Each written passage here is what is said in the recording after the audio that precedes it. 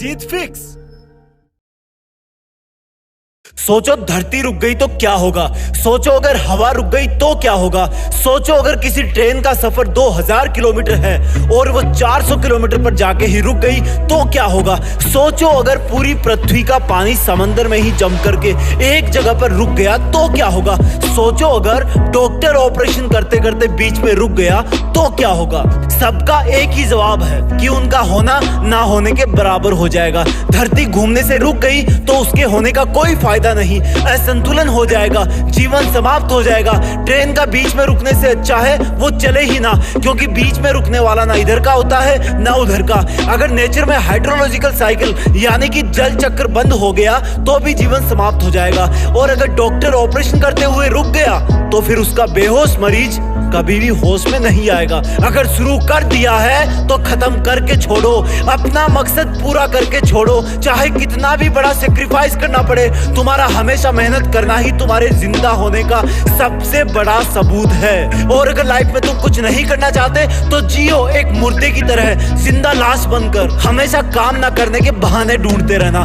बिजली चली गई तो मोमबत्ती जला के पढ़, जिम जाने के पैसे नहीं है तो बाल्टी में पानी भर के बाइसेप बना, धरती पर पसीना बहा के सिक्स पैक बना। अगर मोबाइल में नेटवर्क नहीं आ रहा तो किसी और के मोबाइल से बात कर, खत्म कर और काम पर लग जा। वेट मत कर नेटवर्क के आने का। अगर स्टैंड पर बस नहीं आ रही तो भीड़ से थोड़ा हटकर स्मार्टफोन में खोए हुए इंसानों की तरफ देख के सोच कि तू आज इस भीड़ का हिस्सा क्यों है। नहीं चाहता था ना तू भीड़ का हिस्सा बनना, तो फिर जो शुरू तूने किया है उसको खत्म कर। चाहे तू किसी भी टाइम में हो, किसी भी जगह पे हो, किसी भी मौसम में हो। बड़ी बड़ी दिक्कत यह है कि तुम बार बार घड़ी की तरफ देखते रहते हो। क्या देख रहे हो? अरे वो नहीं रुकने वाला। अगर तू कर सकता है तो इसमें थ्योरी ऑफ रिलेटिविटी, सापेक्षता का सिद्धांत लगा, उसको देखना बंद कर। और जितनी स्पीड से वो टाइम भाग रहा है उतनी ही ताकत से तू भी अपने काम में, अपनी मेहनत में, अपनी पढ़ाई में मन लगा। जब तुम भी नॉन स्टॉप मेहनत करोगे तभी तुम टाइम के साथ ढल पाओगे। किसी महान काम को अंत तक अंजाम देने के लिए लगातार काम करना पड़ता है। अगर कोई महाराजा युद्ध करने जाता है तो वो अंत तक लड़ता है, जब तक वो विजेता ना बन जाए या फिर जब तक उसके प्राण ना चले जाए। आज तुम्हें कोई दुश्मन के पास नहीं भेज रहा, क्योंकि ऊपर वाले को पता है कि तुमने तुम्हारा सबसे बड़ा दुश्मन खुद को ही बना रखा है, जिससे तुम कभी जीतना तो छोड़ो, जीतने की सोचते भी नहीं। जिस दिन तुम दुनिया को डील करने से पहले खुद को डील करना शुरू कर दोगे उसी दिन से तुम जिंदा माने जाओगे, क्योंकि तुम्हारा खुद के काबू से भागना ही तुम्हारी मेहनत को बीच में रोकने की सबसे बड़ी वजह है। तुम्हें कोई जबरदस्ती नहीं रोकता है, ये तुम्हारी इंद्रियों का स्वार्थ है, जिसको काम चोरी में मजा आने लगा है। थकना नहीं पड़ता, पसीना नहीं बहाना पड़ता, आंखें किताब में नहीं घुसानी पड़ती, मीठे मीठे काल्पनिक सपने देखने में कोई दिक्कत नहीं होती। धीमे चलो या तेज चलो लेकिन चलते रहो, लेकिन इतना धीमे भी मत चलना कि टाइम तुम्हें पछाड़ दे, क्योंकि सब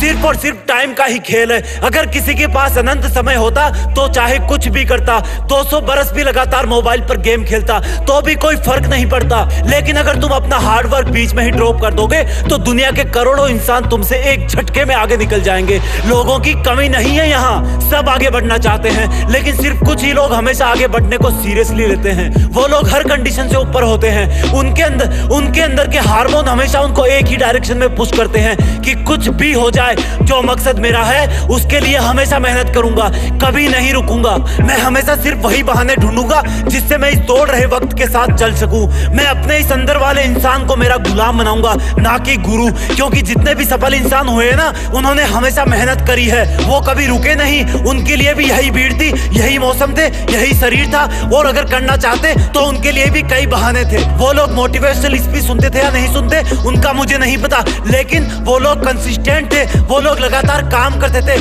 और यही राज था। आपकी जीत को फिक्स करने के लिए हम ऐसे बहुत सारी वीडियोस लाते रहेंगे। वीडियो फॉरवर्ड करना और जुड़े रहना। जय हिंद, वंदे मातरम।